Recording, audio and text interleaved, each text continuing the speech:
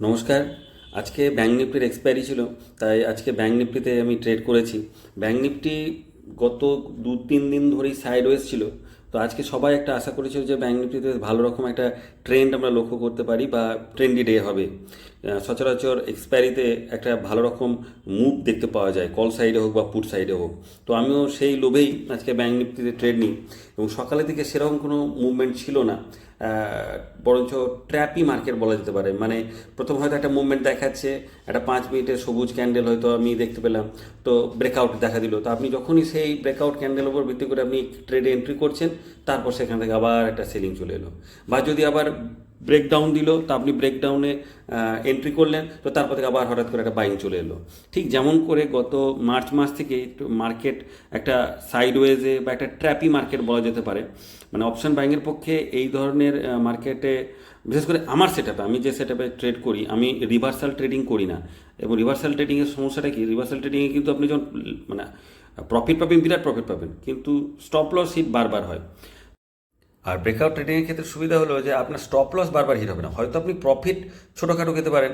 আমি আজকে যেমন অনেক ট্রেডই হয়েছে কি, সেখানে আমার কয়েক পয়েন্টের প্রফিট দেখিয়েছিল, কিন্তু এই বড় লম্বা প্রফিট ধরবো, যেহেতু আজ আমি ভেবেছি যে আজকে এক্সপায়ারি ডে, তো আজকে একটা ট্রেন্ডি মার্কেট হবে, তো যেদিকে মার্কেট যাবে, তো একটা বড় রকমের আমি 30-40 পয়েন্ট বা 20-30 পয়েন্ট পাবো, আমার পুরনো আগের যে লসগুলো আছে সেগুলো রিকভারি করব। তো সেই হিসাবে আমি আজকে প্রথমে হয়তো কিছুটা প্রফিট দেখতে পাচ্ছি, হয়তো 300-400 টাকা। যদি আমি কম কোয়ান্টিটি রাখি, বড় কোয়ান্টিটি যখন আমি 4 লট নিয়ে কাজ করছি, তখন হয়তো 500-600 টাকাও প্রফিট দেখাচ্ছে, কিন্তু তারপরে কিন্তু আবার সেখান থেকে কিন্তু রিভার্সাল করছে।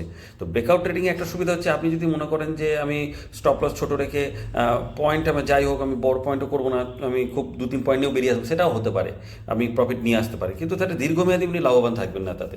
তো আজকে আমি বড় প্রফিট ধরবো এই চক্করেই কিন্তু আমার প্রথমে বেশ ভালো রকম লস হয়ে যায়, 1000 টাকা 1500 টাকার মতো। এবং তারপরে কিন্তু আমি বেশ বহুবার ছোটো ছোটো ছোটো ছোটো ট্রেড আমি নিই, যেটা আপনারা এখানে দেখতে পাচ্ছেন আমার অর্ডারে। এবং সেই ট্রেডে একটা মাত্র স্ট্রাইক প্রাইসে ওইখানে আমার ভালো রকম প্রফিট হয়েছিল। 47,600 পুটে একটা ভালো যখন ব্রেকডাউন দেয়, তখন আমি 4 লট নিয়ে 55 টাকা 56 টাকায় আমি এন্ট্রি করে প্রায় 72 টাকাতে আমি ওখান থেকে বেরিয়ে যাই। তো ওখানে প্রায় 933 টাকার মতো আমার প্রফিট হয়। কিন্তু সব থেকে আমার সমস্যা আজকে হলো 47,500 কল, যেটাতে আমি আজকে মাল্টিপল টাইম এন্ট্রি করেছি, মাল্টিপল টাইম আমি এক্সিট করেছি। তো সেখানে 1-2 বার ভালো প্রফিটও করলাম, কয়েকটা টাইমে আবার প্রফিটটা আরও বড় হবে, বেশি পয়েন্ট আমি নেবো। মুভমেন্ট দিচ্ছে 47,500 কল, কিন্তু কিছুটা পয়েন্ট যাচ্ছে, আবার কিছু নেমে আসছে। তো ওই ধরার চক্করে আমার স্টপ লস হিট হয়ে গেল বলে ওখানে সব থেকে বেশি আজকে 5,910 টাকা আমাকে আমার লস হয়। তো তারপরে আমি আবার ক্রুড অয়েলের বিকেল দিক থেকে দুটো ট্রেড আমি নিই, এবং সেখানেও 1-2 পয়েন্টের 3 পয়েন্টের স্টপ লস রেখে আমি যখন ট্রেড করতে গেলাম, তো দেখা গেল সেখানে আমার ওই স্টপ লসগুলো হিট হলো, প্রফিট আমি করতে পারিনি। যেটাতে প্রফিট হচ্ছিল, ক্রুড অয়েলের 7,100 কলে আমার প্রফিট হচ্ছিল, 4-5 পয়েন্টের প্রফিট দেখালো, কিন্তু আমি লম্বা প্রফিটের আশায় ওটাও আমার স্টপ লস হিট হয়ে গেল। তো ওখানেও প্রায় আমার 1,640 টাকা, আর পুটে ক্রুড অয়েলের 7,100 পুটে 710 টাকা আমার লস হয়েছে।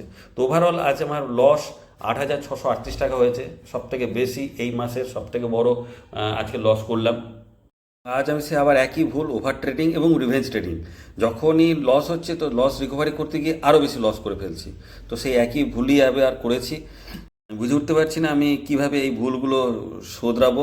আপনাদের পরামর্শ অবশ্যই প্রার্থনীয়, আপনারা কমেন্টে জানাবেন কিভাবে আমি এটা ভুলটাকে আর শোধরাতে পারি। আর আমি কিন্তু ট্রান্সপারেন্ট, আমি যা প্রফিট করি বা আমি যা লস করছি সবই কিন্তু আপনাদের সামনে থাকছে। এবং এই 30 ডে চ্যালেঞ্জটাকে আমি কিন্তু সিরিয়াসলি নিয়েছি। দেখা যাক এই 30 ডে চ্যালেঞ্জের শেষে আমি প্রফিটে থাকি না লসে থাকি। আপনারা এই ভিডিওটা যদি ভালো লাগে তো লাইক করবেন, এবং অবশ্যই আমার চ্যানেলটিকে সাবস্ক্রাইব করবেন, আমার পাশে থাকবেন। ধন্যবাদ।